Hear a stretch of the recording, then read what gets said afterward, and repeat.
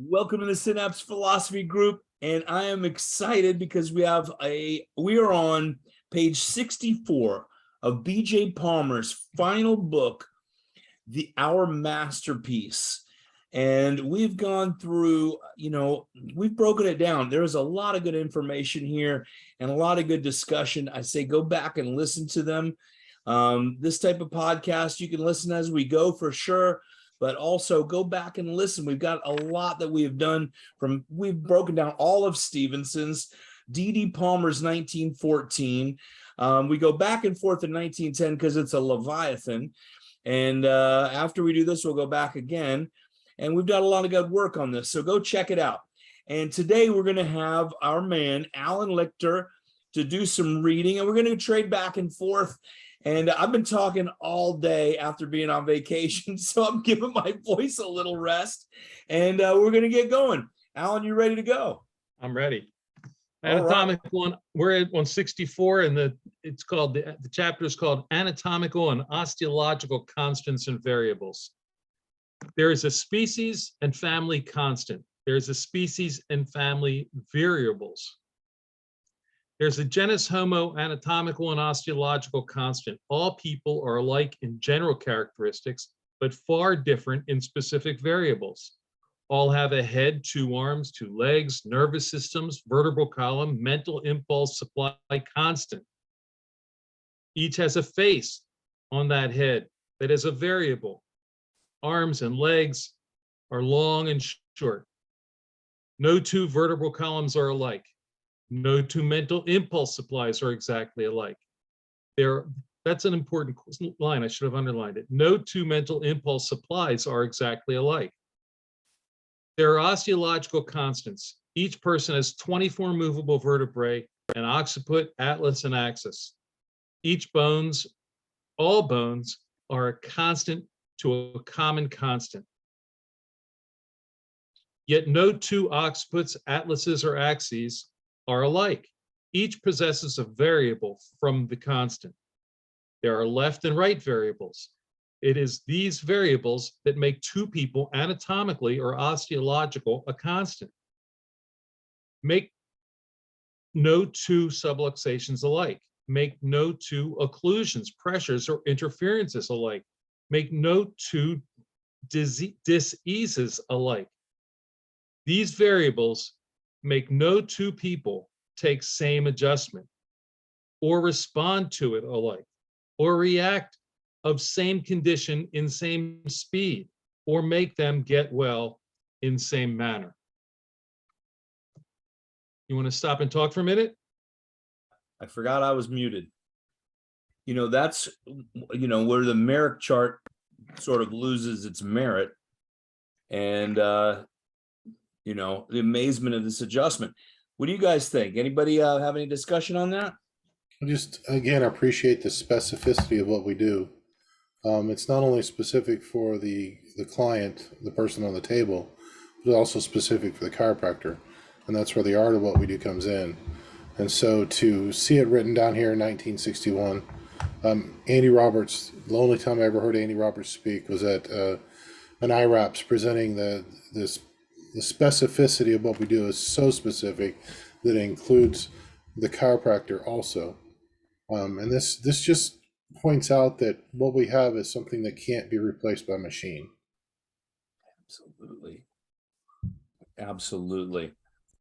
Anybody else?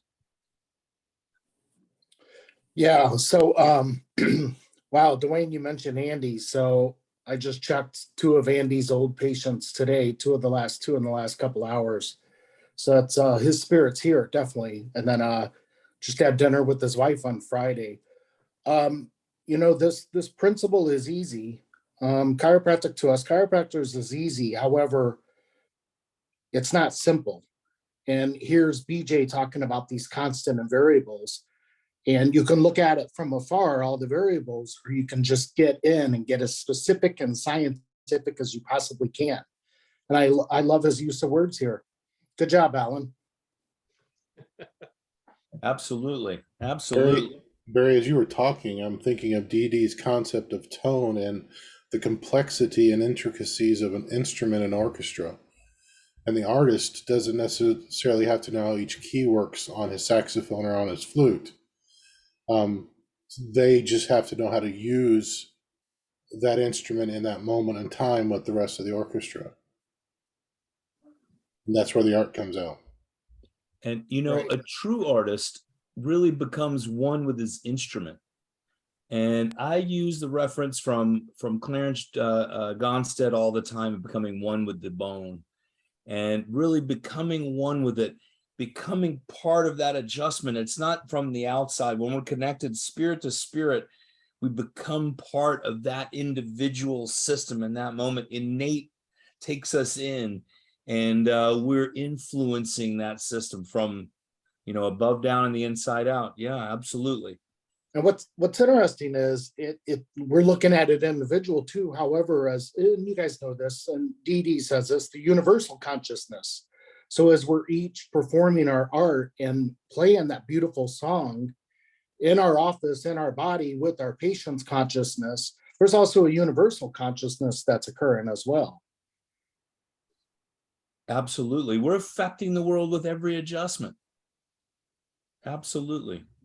You know, going back to the orchestra analogy, when you listen to two people can play the same notes and play the same song, and it'll sound totally different. And they talk about the people that, when you talk about the artists that win, you know, the piano contests or the violin contests, they talk about how they felt the music, and the people listening could feel the difference, that they become part of the music, and their expression through the music expresses something different than, you know, me picking up a guitar and banging out a song. It reminds me of an episode of Star Trek Voyager where the holographic doctor was playing the violin, and when it got done, everybody was like, okay, that was good. They're like, he's like, I played it perfectly. They're like, yeah, all you did was play it perfectly. It wasn't you in there. You just mechanically repeated exactly what a master did 150 years ago. Mm-hmm. No soul or spirit. Yeah, no soul or spirit in it. That's right. You know, and that's it. You know, that's partly what we have to do when we are adjusting. We are part of the adjustment. The innate coming through us and communicating with the innate in the patient, in the practice member, that is an expression of the art. That's, each of us is different. That's why if I adjusted somebody and then Haig came along and checked them 5 minutes later, or Dwayne came along and checked them 5 minutes later than that, we'd each find something a little bit different because we're all seeing it differently. The patient is also probably adapting to each adjustment, but each of us would see something differently because of who we are as we address that practice member. You know, I say it as this: your innate is going to trust me differently than Dwayne's innate, right? Or my spirit. So our systems have so much to do with that adjustment, or that subluxation, the body saying, here, please help me here, Alan. And that's why we haven't had the reproducibility very often between chiropractor to chiropractor. And it's what drives, I think, upper cervical people so nuts, and which is fun. But I love upper cervical. Don't get me wrong. I'm absolutely part of the upper cervical world. And but trusting that innate, that spirit to communicate within us, and then trusting that communication is, I think, is truly next level for chiropractors ourselves. Awesome. Mason, good to see you, my man. Or I know you're here, whether I'm seeing you or not. Yeah, that's all. And just to be sure, we're staying on focus here. That's just another level of variables that we're talking about. We're talking about constants and variables. There's variables in each practice member he's talking about here. There's variables in us that are that reading those variables in the practice members. Why don't you start again? Let's go ahead and read some We're more. good. To be competent, efficient, and accurate, chiropractor calls for one who, to be a competent, efficient, and accurate chiropractor calls for one who knows constants and variables in osteology. Some will try to fit atlas on upside down, axis below fourth cervical, or turn an atlas right side to. All chiropractors have a fair understanding of something about bones, a trifle more than about occiput, atlas, and axis. All chiropractors have a fair understanding of something about vertebral subluxations and their adjustments. A chiropractor is ordinary or extraordinary according to whether he knows ordinary or extraordinary osteological constants and their variables, normal and abnormal. Usual patient has an osteological constant in common with other people. Usual patient has vertebral subluxation and a vertebral adjustment constant in common with other people. That patient stands a good chance of getting well at the hands of a usual chiropractor. But what about the unusual patient with an unusual variable not in common with other people? What about the unusual patient with the usual variable subluxation requiring an unusual variable adjustment? These are problem cases in this clinic is called upon to get well, referring to the Palmer Clinic there.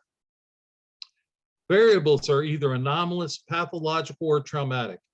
They can be 1, 2, or 3 in any person. They frequently are in some one problem case. In the Palmer School, there are over 25,000 osteological specimens, anomalous, pathological, as well as traumatic, valued at over $350,000. Having spent thousands of hours studying them, we know what to look for, what to see, what to expect, and by process of seeing, finding them, or by process of seeing, eliminate them when reading X-ray films. It is the ability to include or exclude variables with constant, which give knowledge, and knowledge is ability.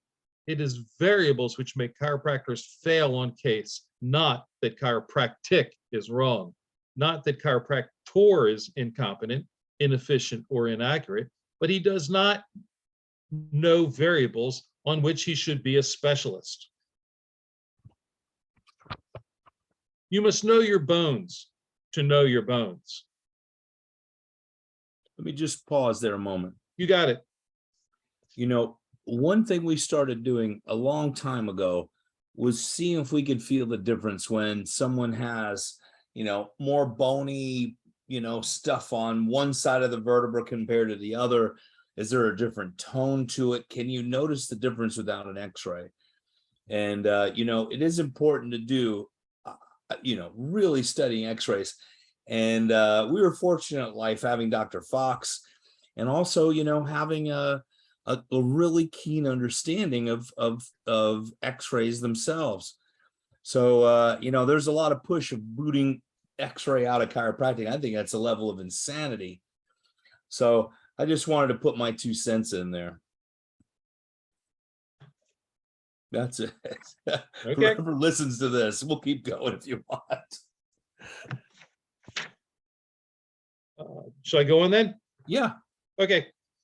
Page 143, volume 19, Palmer states, reading an occipito and latoaxial set of spinographs is more than looking for a subluxated position of one vertebra to ascertain its present subluxated position and figuring direction it should be adjusted to get case well. There is an anatomical constant normal position where it was but is not now. In addition to subluxated position of one vertebra seen, we look for and ascertain by negation any of hundreds of possible anomalous and or pathological and or traumatic variables, and how any or some of them being present and affect modify the interpretation of position of subluxation otherwise thought to be seen. Excuse me, I have to take a breath after that sentence. It's a twisted thought there. Many modify conclusion and shift position to R or right or left. It is these elements which create impossible and problem cases, which we get in the BJ Palmer Chiropractic Clinic, which we seek and find, which makes our interpretations different, which soon shows in getting case well where others who follow simple routines fail. To think only anatomical constant as was and should be, and thus ignore multitudinous anomalous pathological and or traumatic variants that modify usual technique of reading spinographs, is to not see some of the most salient issues of study. Fortunately, majority of cases do not fit in these categories. Unfortunately, minoring of incurable cases do fit into these case categories. The B.J. Palmer Clinic does have osteological laboratory, which makes such comparisons vital to recovery of stubborn cases. Ordinarily, a matched set of occiput, atlas, and axis before chiropractor in spinograph reading room makes it possible to compare real with spinographs of duplicate parts of the case. Extraordinary thousands of specimens of sets of occiputs, atlases, and axes are before us in our osteological laboratory, where we make comparisons between actual variables to compare with spinographs of duplicate parts found in unusual cases. I think what he's talking about here is that by going to the osteological lab and looking at those and looking at the specimens there, and I think they had x-rays of all those specimens as well, that you could, it would give the students and people that are working in the lab there additional knowledge of what the possibilities are that of what they're looking at on the x-ray that's in front of them for a particular patient. That you might not have seen it, but we probably have something similar in a lab, and you can see what it looks like in 3D, because there were no 3D imaging back in, well, they talk about some sort of 3D imaging in the book, but it was something much less than what we have available today. What you look at in a spinograph may be exactly what you see, but are you looking exactly what you look at in a spinograph? This is not paradoxical. You look at a spinograph and see what appears to be what you define it to be as to subluxated position, comparative to vertebra above and below. Is it what you define? If an anomaly exists on one side, not on the other, if pathology exists in the pre-Zig apophyses and not on post-Zig apophyses, if traumatic crushed healed fracture cicatrix exists on odontoid, cited as some of many possibilities, what you look at in a spinograph may be exactly what you look at. These are actualities occurring more or less in many people, which cannot be put into type except in a general way, cannot be told by instruction except in a general way. Neither can they be written into books, which we have not attempted. This education comes after specimen studying possibilities of comparative sets, which took hundreds of hours with 25,000 specimens of what could happen if this or that was present and how it would modify what you thought you saw if a spinograph were taken at this or that angle, etc. Broader than understanding of constant and knowledge of variables in osteological specimens, more one can read in spinographs of living individuals from whom spinographic pictures have been taken. Person who looks at spinograph and sees little in it is one who would look at any osteological specimen and see little in it. Other person who has spent years looking at thousands of osteological specimens can take a spinograph set and see in it a reflection of the understanding of anomalous, pathological, and/or traumatic specimens he has studied for years. You know what I was thinking when you were reading that, you know, how important it is to the x-rays, but how important it is to read these green books. And how in the, you know, my mentors, really the successful chiropractors in this world got into our philosophy, read it, broke it down with people like this, maybe once a month they'd meet, have meetings or whatever, but how important it is and how that's being lost in school right now. And where we're talking about the philosophies of, you know, regular people that are out teaching, but when we're getting into the philosophy of B.J. Palmer and D.D. Palmer, of what we did, what they did to get to the point where we are now, and how they developed our philosophy understanding of chiropractic itself. And thank you for reading that, Alan. You know, that's what I was getting, just reverence of thank you and gratitude for B.J. Palmer and D.D. Palmer. No, there's not by reading the philosophy and reading it in conjunction with the detail of this kind of writing by BJ, as hard as it is to get through some of this, because the way he writes is sometimes hard to even reading it out loud, and hearing it is hard to wrap around. But reading them together allows, you see that there's not a disparity between the science and the philosophy. He was working with the science that he had and developing the science to validate the principles that had been laid down by his father and himself.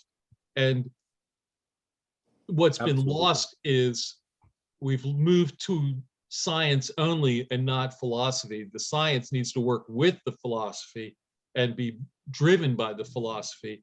And some of that's has drifted from reality in our profession. What's also happened is people and teachers are teaching their philosophy, not chiropractic philosophy and BJ and DD Palmer.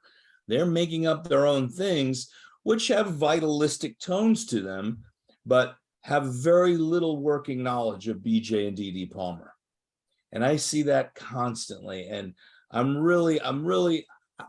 this is part of the passion of getting out and teaching the world. And, all you guys I see everywhere, and getting out and connecting and giving the juice to the people, the young chiropractors coming up. Some of them are older than I am, but some of the young chiropractors coming up and getting the meat from the cow itself. That is where we really need to go and get everybody to BJ and DD Palmer. Barry, you unmuted. Did you have something? Yeah, I just to blend in what you two were saying as well, is there's a huge gratitude and appreciation for BJ. Anybody who's at the top of a profession and a leader, it's easy to knock them down. And like Alan was saying here, he's I'm gonna use the word mixing here. Sorry, he's blending the art and philosophy and science together, because he is saying here in this, our masterpiece, this is during his clinic, is listen, okay, now we're in the upper cervicals. Now we're telling you chiropractors there's more variables in the upper cervicals than anything else. There's so many malformations, and even in the spine. And he's trying to tell us, though, the constant is our principles. Our constant is always our principles, what chiropractic is founded on. And it takes a lot for him after 2 world wars, after all these other hundreds of schools, producing the students that they're doing. And he's scientifically making this as pure and as scientific as he possibly can, our art of chiropractic. It's amazing. He's a conductor of the philosophy, science, and art during decades for us. And let's not forget the Depression and so Correct. much history then. Yeah, go ahead, Dwayne. In the Roaring '20s, I wanted to make a comment about, again, going back to tone, and Barry kind of mentioned the conductor. When an orchestra tunes up, they tune to the oboe. Is that right? I didn't know that. Yeah, if the trumpets only tuned up to the trumpets, and the trombones only to the trombones, and the flutes only to the flutes, when they all tried to play together, the chances of them being in unison, in tune, is minimal. But if they have that one pure tone, and it's usually first seat oboe, playing middle C, everybody else tunes up to that, and that way when it's time to go with the conductor, everybody's in tune. The analogy I'm drawing here is we need to tune up our philosophy to the conductor of the green books, so that when we speak on our own, in our own section of trombones or trumpets or flutes or whatever, we're in tune, and then we have a better chance of our groups being in tune with the conductor, the green books, if we stay in tune with the green books. I love that analogy. Absolutely, Dwayne. And, remain getting homogenous and having really, if you're from the principles of our green books and our philosophy, the variations of how your approaches don't matter. And we become more unified as a profession itself. And I didn't know that about the oboe, but the oboe is 39 volumes. Go ahead. So unified does not mean uniform. Okay, yeah. Or together all of us individuals, if you remember, diagram number 4 is BJ's favorite diagram. And then number 6 out of his 1945 Cause and Cure, talking about how innate can go across from each other. I think I set that out. It's been a couple months, but we need to make sure that we're in tune so that when we, again, get people around us, they automatically tune themselves up to the principles. Awesome. Should we go on? Sure. Constants and variables. I'll read this one if you don't mind. I got a second win, okay? A little bit. Page 68, our masterpiece. Constants and variables in adjusting subluxations. D.D. Palmer laid down a principle, including its elements, in 1895. To that principle and those elements, he gave a name. That principle and those elements are a vertebral subluxation, occludes an opening, produces pressure upon nerves, interferes with quantity, transmission of mental impulse supply, causes disease. That principle and those elements are either right or wrong. If not right, let's prove it wrong or correct it and them. If right, let's prove it so and develop its application in service. That principle, add those elements are a constant.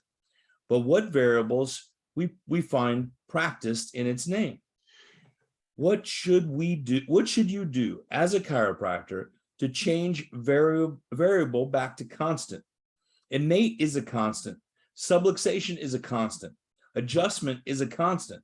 But chiropractic tries to change constant into variable. Hold on. Pardon me? Chiropractor tries to change. My mistake. Exactly. The individual. Yeah.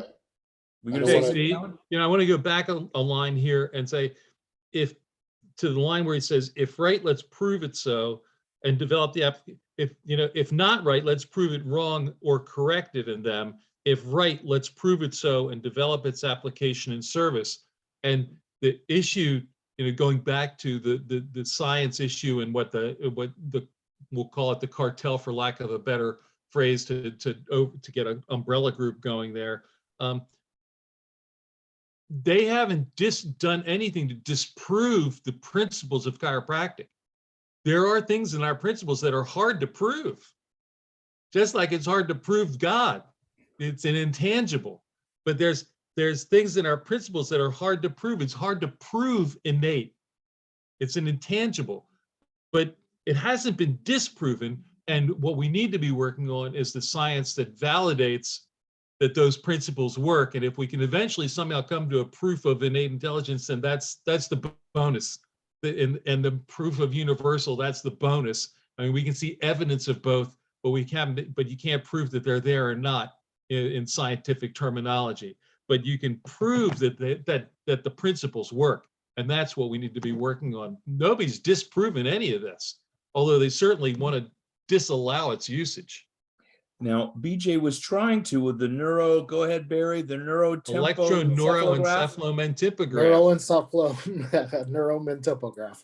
Okay, well, that's what he was trying to measure innate in experimentation, having a value for innate. So we're not just holding something constant.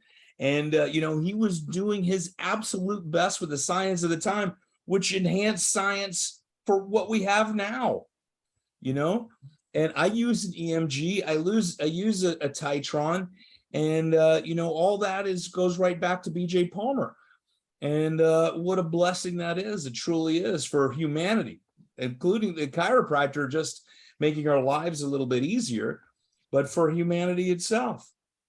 All right, anybody else? I'll keep going on. Go ahead, Barry. Electroencephalo neuromentopograph. Sorry, I got it wrong. I was listening to what you guys said, and I started off wrong. Yeah. This is important. We can't prove that gravity is there. We can't see it. We can measure the effects of it. And as chiropractors, we're measuring the effects of innate. And I love this point here where our principles is a constant. And what people are doing with their principles is the variable. We were talking about that earlier. And of course, we were triggered with, the cartel and things that are going on there. These are our principles. Yeah, to trampoline on what Barry said, did you know that friction has not been scientifically defined? The coefficient of friction has no units, which means it's a non-scientific number. It's just there. They don't know what it is and how to use it. They just have this constant for friction. I don't know if you knew that or not. And I they think use it all the time. It was the Michelin company, and that did the experiments on friction, from what I understand. Am I right? Yep. And But it's- yeah, Yeah, it's any machine. I mean, engineers like, yeah, it's there. We just don't know what it is. Always got to account for it. We just don't know what it is. I'm going to go on. Anybody else? I think I left this off. D.D. Palmer laid down the principle in the singular subluxation. It is not plural, yet chiropractors today pluralize it from 2 to 24 vertebra. Adjust occiput to legs. Today, there are given what we call cutaneous or kiss adjustments. They don't penetrate to actually move the vertebra. What do you think he's talking about there? What do you mean, like mental? No, this is something I've been trying to get people to be aware of. You don't have multiple subluxations. You're either subluxated or you're not. Right. It's a I don't want to say condition, but it is a state of being. You're either subluxated or you're not.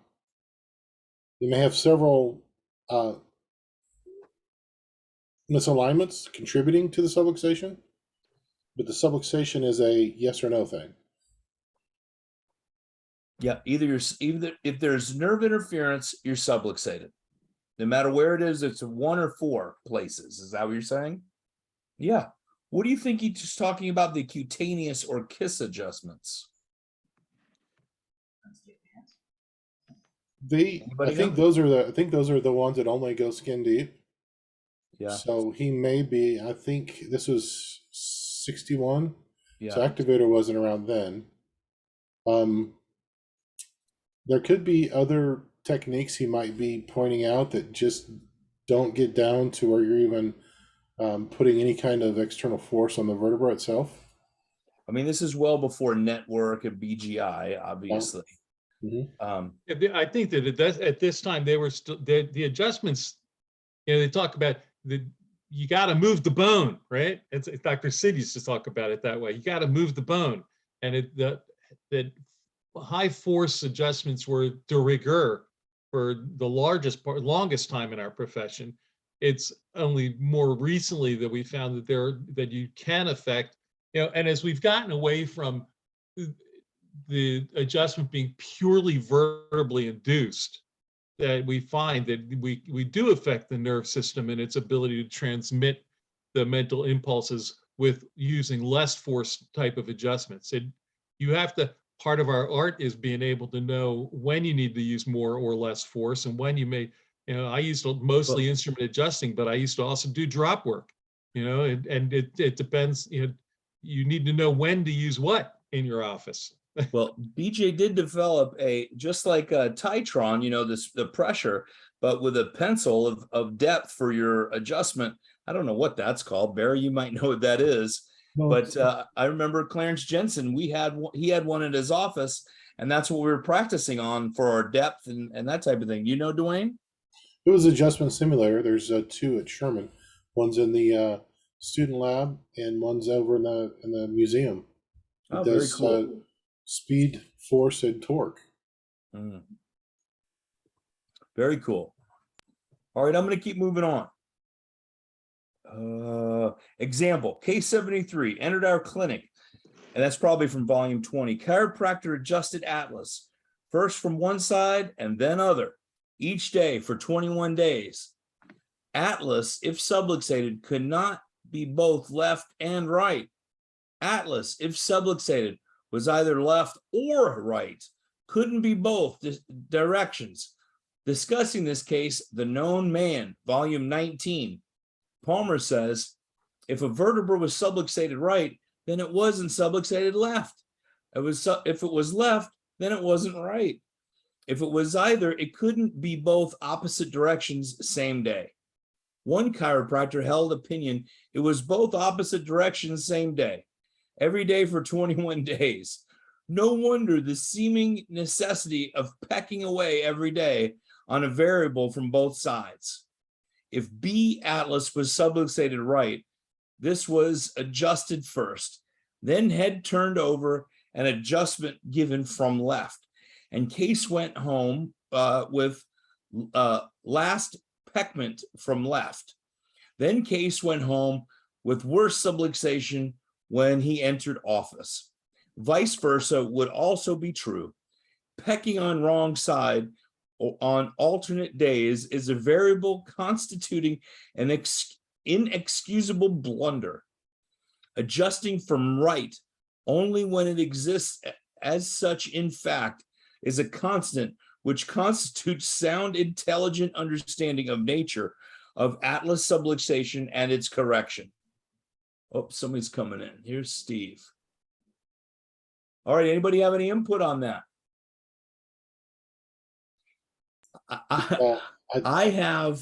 Oh, Christian, go ahead. You got your hand up.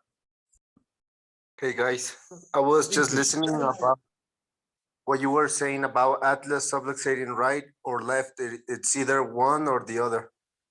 But I think it does subluxate, both sides are involved.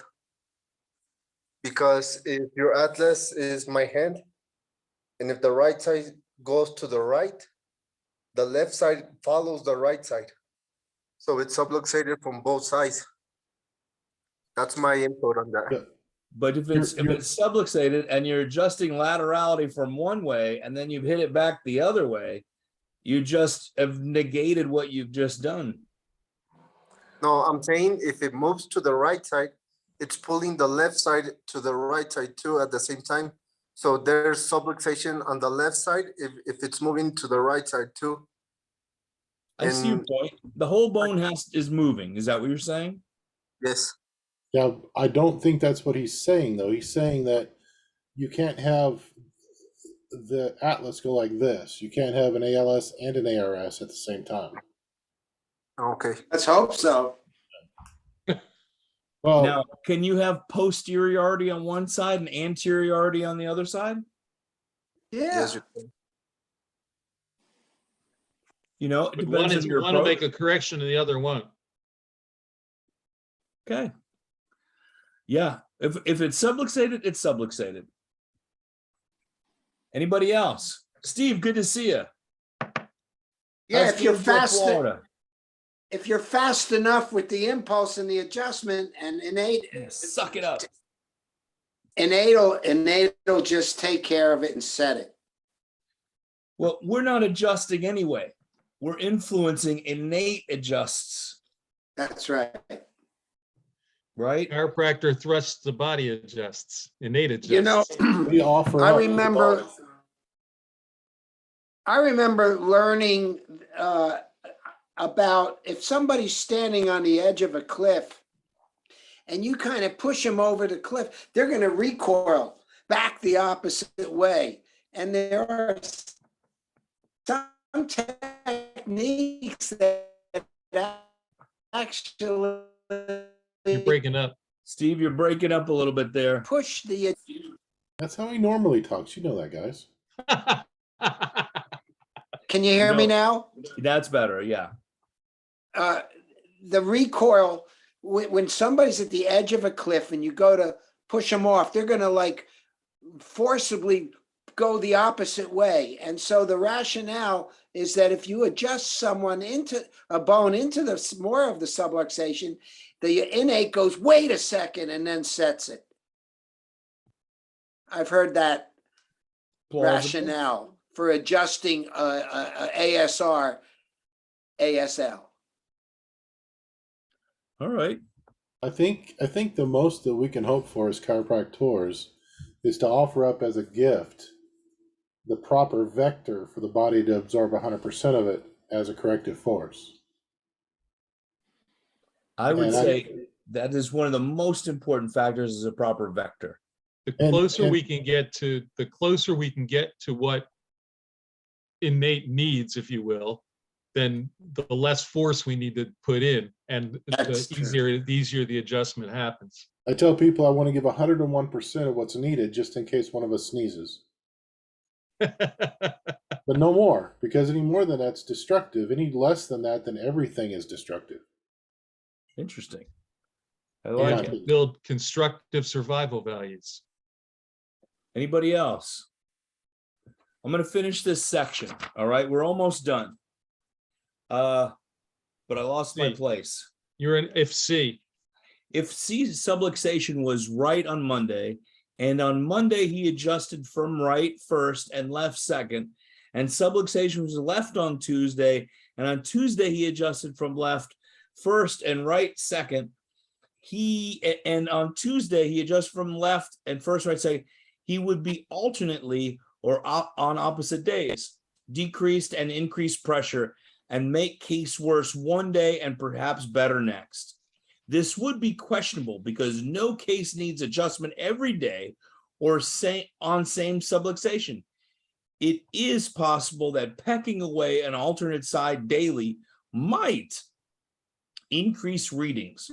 Alternation would be haphazard, trusting to memory which due side was first or last, yesterday or day before. Therefore, no constant was used as a basic start or finish. It would be bad enough if he made a constant of which side was daily adjusted first for 21 days.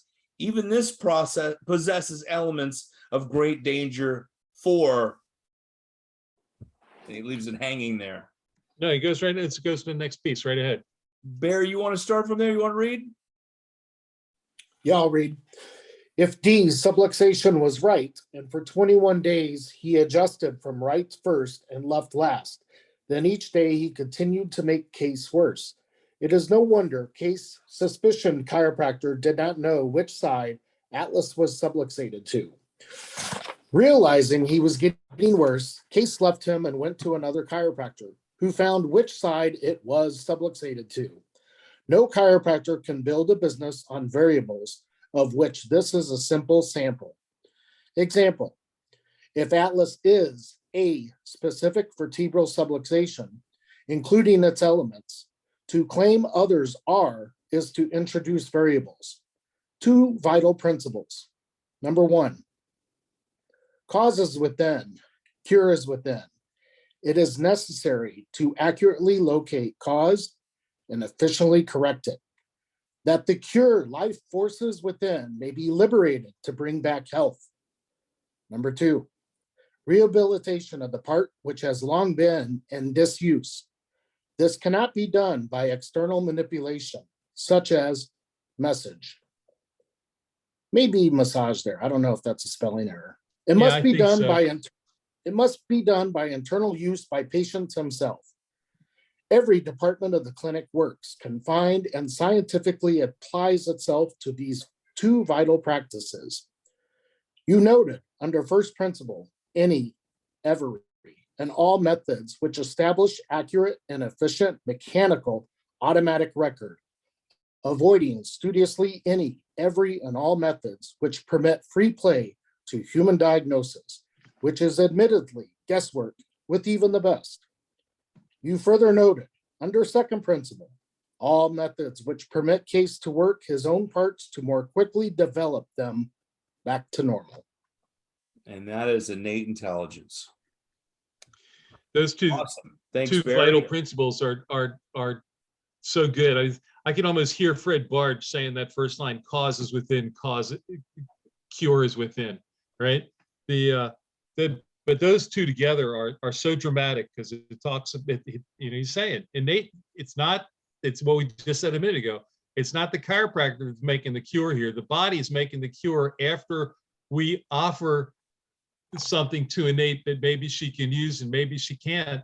We talk about, I I think I got this from David Fletcher, but it might have been Tom Preston. I'm not sure, but must have been Fletcher, because he talked about arouse innate. When we do an adjustment, we're seeking to arouse innate so that she can do her work.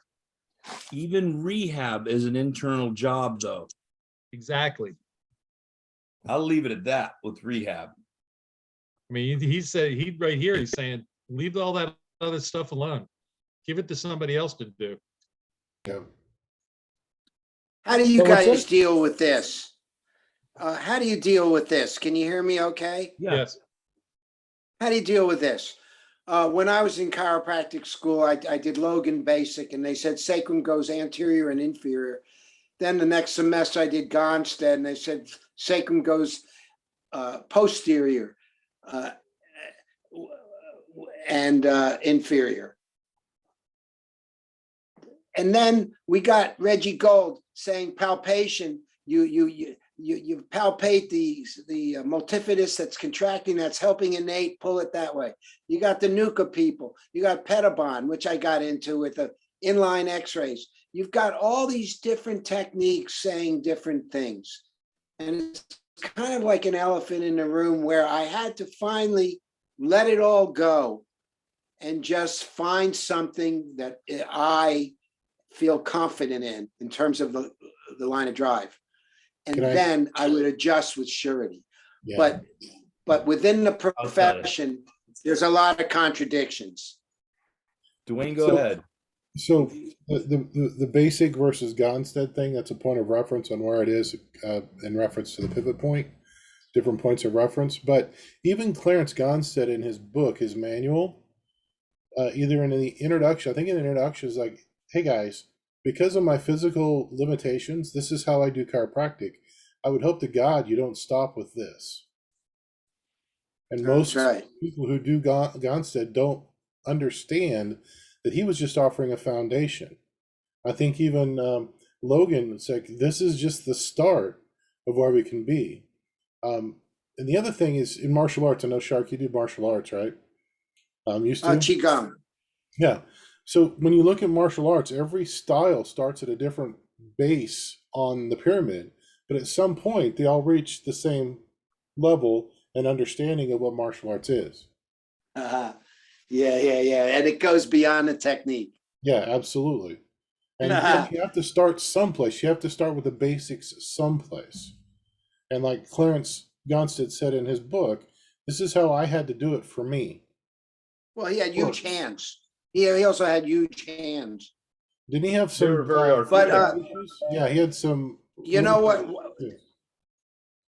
The other Whitehorn used to tell us at Columbia Institute, he said, whatever you do, and he taught upper cervical pattern work to a group of us, but he said, whatever technique you use, make sure you have your own, make sure you have a criteria. That's it. But still, the fact is, though, within our profession, there are some opposites practicing. Well, there's lots of, it goes back to the fact that we're putting in a force that the body's using to make the correction, that there, through one thing and another, it seems like virtually all the techniques work. And I mean, I exposed myself to a number of techniques, but it's, you can't master all of them. And you're putting in a lot of stuff that you eventually have to say what through me is working for me, what's comfortable for me as I'm working, what parts of these different techniques can I put together to make my package that I can use when I'm adjusting my practice members. What is the most comfortable thing for me? I mean, I studied with I took a seminar with Dr. Van Rumpt, and I did, and I did activator work, and I did upper cervical specific, and I studied with Dr. Clay Thompson, was certified by him. And I put pieces together of all of those in my practice, that what worked for me and was consistent through those, with the focus on how do I get this to work for my practice member, but it has to be through me. It's my technique package. Yeah. They talk about the Palmer package or the other package, but it's the Sherman package, but this is the Allen package. that I Alan. put together because it's through me. You got it. Dwayne, go ahead. We got to wrap things up. We're Right. getting late now. So what causes an airplane to fly? Is it lift? Is it negative or positive? There's still a debate about that. It's opposing forces working in the same direction, opposing principles. And number two, if you really want to go down a dark hole, do a YouTube research on what makes the ice curling thing actually go down the ice. There's 3 or 4 different physics professors that are arguing by writing papers on which is the right physics for why that works. For what, I love it. Yeah, what was that one? curling, Curling. the physics of curling. Oh, Just- okay. When you've got an hour or two, just look up physics of curling on YouTube. Well, you know, two objects never really touch. The electrons and opposing forces actually are opposing them in all objects. My friends, I loved tonight and it was awesome. And we're on for next week and for sure. And we're going to pick up, we might as well read BJ's shortest chapter, Precision X-rays. It's about 8, 9 lines or something like that. We're going to start there. We're going to keep moving forward. Does this sound good for everybody? Yep. I love and appreciate you because I get more out of this. I read one line and I might study it for 2 weeks. With you guys, we're getting through these books and we're breaking it down better together for sure. Okay. I love and appreciate you all. Have an awesome night. Thank you all. Good night. Live long and prosper.